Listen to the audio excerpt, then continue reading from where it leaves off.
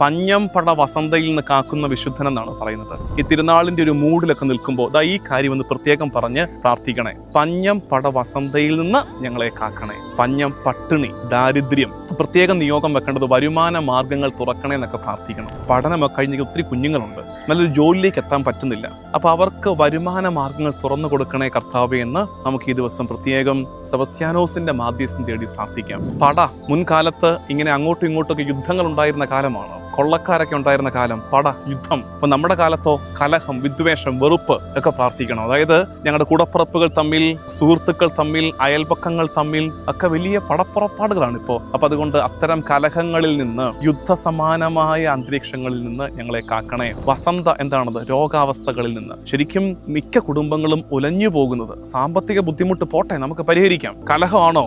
രമ്യപ്പെടാം. പക്ഷെ ഈ രോഗം വന്നാൽ എന്ത് ചെയ്യും? ഇപ്പോൾ രോഗം മൂലം വലയുന്ന ഒത്തിരി കുടുംബങ്ങളുണ്ട്. അവരെയൊക്കെ